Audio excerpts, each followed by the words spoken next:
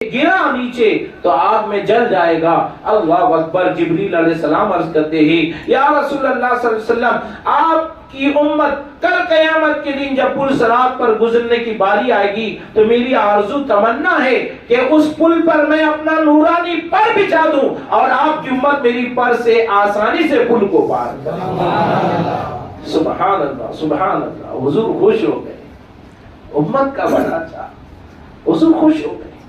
میرے پیارے آقا کے پیارے دیوانوں, وہ فرشتے ہو کر امت کا بھلا چاہ رہے ہیں, اور آج ہم امت ہو کر ایک امت کا دوسری امت کا بھلا نہیں چاہ رہے. آج باپ کا بیٹا برا چاہتا ہے, باپ بیٹے کا برا چاہ رہا ہے, ایک بھائی دوسرے بھائی کا برا چاہ رہا ہے, ایک پڑوسی دوسرے پڑوسی کا برا چاہ رہا ہے, ایک رشتہ دار دوسرے رشتہ دار کا برا کرنا چاہ رہا ہے. مسلمانوں سمجھ جاؤ, یہ طریقہ اسلام نے نہیں سکھایا ہے. نفرتیں پیدا کرنا اسلام میں نہیں ہے, نفرتوں کو کاٹنا اسلام میں ہے. نفرتوں کو دفنانے کے لیے اسلام جلوگر ہوا ہے. میرے پیارے آقا صلی اللہ علیہ وسلم کے پیارے دیوانوں, آپ ذرا غور کریں, 100 برس سے بھی زیادہ لڑنے والی قوم کو حضور علیہ الصلوۃ والسلام نے ان کے بیچ پیار و محبت کی فضا پیدا فرما دی. 100 سال لڑا کرتے تھے, ایک کے بعد دیگرے. چھوٹی بات پر وہ قبیلے والے نے اس قبیلے والے کو مارا تو اس کا بدلہ لینے ایک قبیلے والے ان کو مار رہے ہیں, پھر ان کو یہ مار رہے ہیں. یہ سلسلہ 100 برس تک چلا ہے. آپ ذرا اندازہ لگائیں کتنے لوگ مرے ہوں گے. لیکن حضور نے ایسے لڑنے والوں کے بیچ میں بھی پیار محبت کی فضا پر پیدا فرمائی. کہا لڑو نہیں, نفرتیں نہیں پیدا کرو, بلکہ ایک دوسرے کو معاف کرنے کا جذبہ پیدا کرو. معاف کرو گے تو اللہ تمہیں جنت عطا فرمائے. اللہ اکبر. ذرا غور کریں, معافی کا جذبہ پیدا کرو. بدلہ لینا نہیں ہے, نفرتیں نہیں ہیں. آج دنیا میں یہ فضا عام ہو چکی ہے کہ چھوٹی چھوٹی باتوں پر جھگڑے ہو رہے ہیں, خون خرابہ ہو رہا ہے, مرڈر ہو رہے ہیں. چھوٹی چھوٹی باتوں پر, ایک نے پیسے لیا تھا نہیں دے رہا تھا, پھر آپ بولا مماد چلا ہے. کیا خون کرنا یہ کامیابی, اسی سے مسئلے حل ہو جاتے ہیں؟ کہیں ایسا پڑا ہے؟ نہیں, یہ جہالت ہے. اسلام آنے کے بعد جہالت ختم ہو گئی ہے, اور پھر ہم اسلام کے ماننے والے ہو کر پھر وہی پرانی جہالت کی باتیں, جہالت کے کام کر رہی ہیں. مسلمانوں سمجھ جاؤ, بیدار ہو جاؤ. اب ذرا غور کریں, فرشتے ہو کر امت کا بھلا چاہ رہے ہیں تو ہم امت ہو کے ایک دوسرے کا کتنا بھلا چاہنا چاہیے. اب اسلاف کی تاریخ پڑھیں, صحابہ کی تاریخ پڑھیں تو ایک دوسرے کے لیے اپنی جانیں نچھاور کرتے تھے. مہاجرین صحابہ جب مدینہ پہنچے تو اللہ اکبر, انصار صحابہ جو ہیں مدینے والے لوگ, مہاجر ہجرت کرنے والے مکہ والوں کو کہا جاتا ہے, اور انصار جو ہے مدد کرنے والے مدینے والے صحابہ کو کہا جاتا ہے. سمجھ رہے ہیں, یہ بات رکھیں دماغ میں. تو مہاجر صحابہ اپنا گھر بار سب چھوڑ کر مدینے گئے, تو انصار صحابہ نے اپنا سب کچھ ان پر قربان کر دیا. زمینیں دے دی, کھیتی باڑیاں دے دی, اور فرما گئے ایک کے پاس ایک سے زیادہ بیویاں تھی تو انہوں نے طلاق دے دیا, اور اپنے بھائی جو ہے مہاجر صحابی سے ان سے نکاح کرا دی.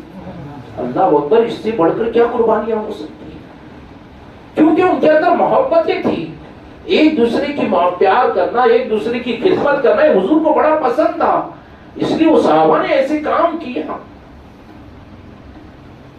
اور ہم دیکھیں کیا کر رہے ہیں آج, ایک دوسرے کا حق مار رہے ہیں.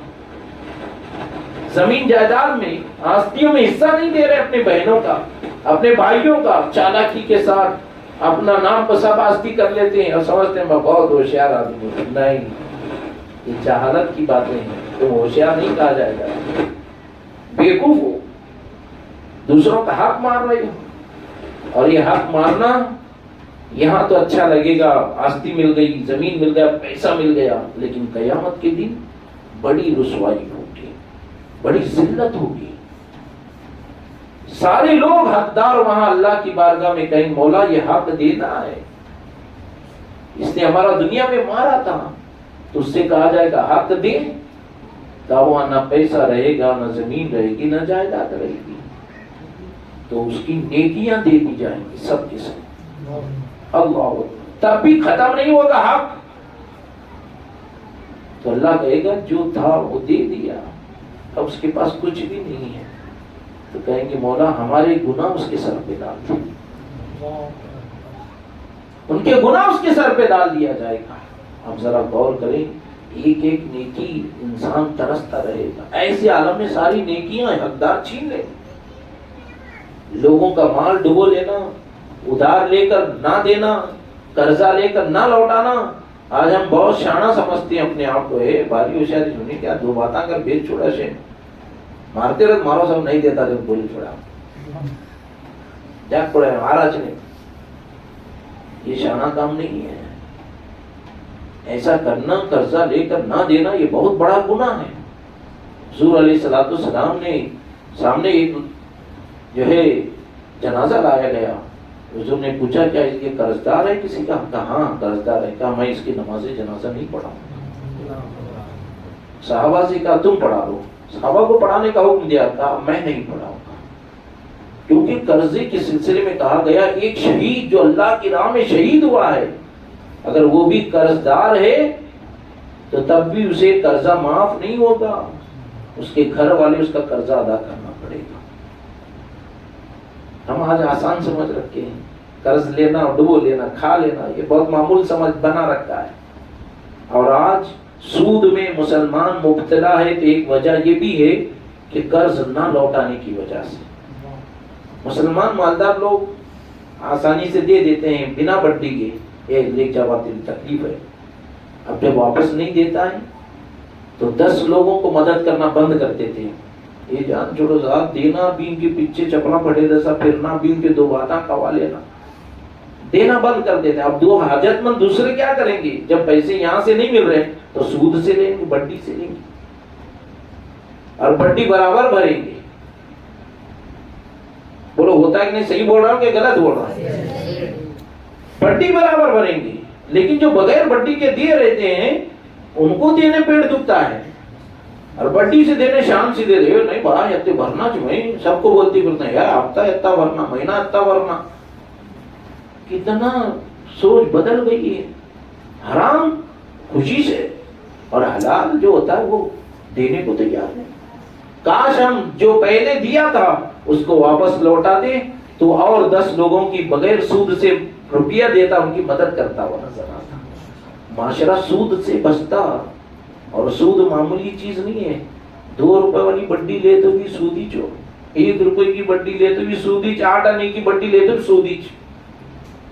اور یہ بہت بڑا گناہ ہے، بہت بڑا. زنا سے بھی بدتر سود ہے، یاد رکھنا. اس سے بچو. آج مہیلا منڈل کے نام پر جو ہے گھر گھر عورتوں کو سود سے پیسے دیے جا رہے ہیں. انٹرسٹ دے رہے ہیں، بغیر انٹرسٹ کے نہیں دیتے وہ لوگ، کیونکہ ان لوگوں کا پگار کہاں سے نکالیں گے؟ وہ تمہارے سود ہی میں سے نکالتے ہیں. تو آج یہ گھر گھر میں ہماری وبا پھیلی ہوئی ہے مسلمانوں کی. اور مسلمان عورتیں شوق سے لیتے ہیں. یہ بار 50,000 کریں بھی اگلی بار لاکھ دیتا ہوں، بھی اگلی بار لاکھ لیتے ہیں. سود سے چالو یہ چکر ختم ہی نہیں کرتا ہے. وہ ایک کے بعد دیکھ کئی وہ فریج لیتے، ٹی وی لیتے، وہ شادی سامان لے، یہ لے، چلتا ہی رہتا ہے. ارے سود ہے، وہ حرام ہے، بچو اس سے. اور سود کا کھاتے پیتے رہو گے تو یاد رکھنا دعائیں قبول نہیں ہوتی، عبادتیں قبول نہیں ہوتی. مجھے بتائیں رحمت کہاں سے آئے گی ہماری طرف؟ مسلمانوں امت کا بھلا چاہنے کی کوشش کرو. حضور صلی اللہ تعالی علیہ وسلم اپنی امت کی بے انتہا فکر کیا کرتے تھے. آج ضرورت اس بات کی ہے کہ ہم امت کی فکر کریں، امت کا بھلا چاہنے کی کوشش کریں، اس کی امت کی اصلاح کرنے کی کوشش کریں. اور اسی کے لیے الحمدللہ تحریک سنی دعوت اسلامی دنیا بھر میں خدمت انجام دے رہی ہے. اور آپ کے علاقے میں اکبر بھائی اور ان کے ساتھی حافظ صاحب یہ بڑی محنت کر رہے ہیں کہ امت کا بھلا ہو جائے، لوگ نیک بن جائیں اور اللہ کی عبادت کرنے والے بن جائیں. خواتین اسلام جو ہے اللہ اس کے رسول کی عبادت کرنے والے، بندگی کی اطاعت کرنے والے بن جائیں. یہ کوششیں کر رہے ہیں. آپ کا فریضہ ہے کہ ان کا بھرپور ساتھ دیں. انشاءاللہ ان کی ہمت افزائی کریں، ان کا ساتھ دینے کی کوشش کریں.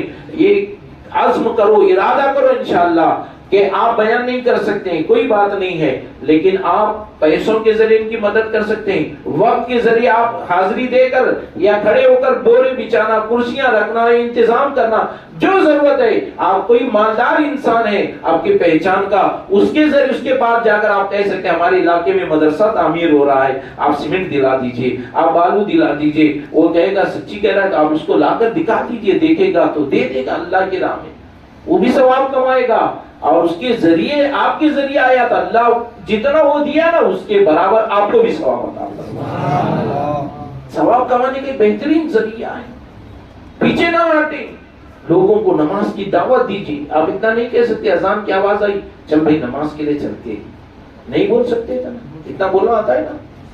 ارے کسی فلم کی سٹوری بولنا ہو تو اتنے لمبے چوڑے کے ساتھ بولتی ہو، کرکٹ کی میچ کی سٹوری بولنا تو اتنا بولتے ہو وہ ایسا بال مارا تھا، وہ اسی بیٹنگ کیا تھا، سب سمجھاتے ہو، اور اتنا نہیں بول سکتے کہ بھائی نماز کے لیے چلو، قرآن کی تعلیمات ہو رہے ہیں، قرآن سیکھنے کے لیے چلو، کر سکتے ہیں نا انشاءاللہ؟ کرو، اگر اللہ اس کے رسول کی رضا چاہتے ہو دونوں جہاں میں تو انشاءاللہ اس کام کو کرنا ہوگا۔ اور دعوت کے کام کو حضور نے بے انتہا پسند فرمایا، بہت پسند فرمایا۔